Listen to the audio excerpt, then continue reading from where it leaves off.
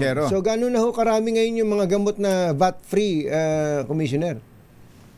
Sa kasalukuyan po ay umaabot na sa 2,277 ang mga gamot na VAT-free. At ang mga gamot po na ito ay gamot sa hypertension, sa high cholesterol, sa cancer, sa diabetes, sa tuberculosis, at maging sa mental illness po.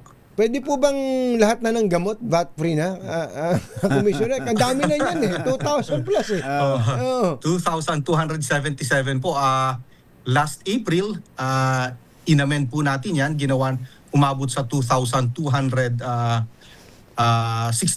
At ngayon lamang po, makalipas lamang ang ilang buwan, ay nadagdagan na naman po ng 14 na gamot ang ating VAT exempt. Pag sinabi hong gamot sa cancer o diabetes o sa hypertension, lahat na yon, hindi ho by brand. Lahat na.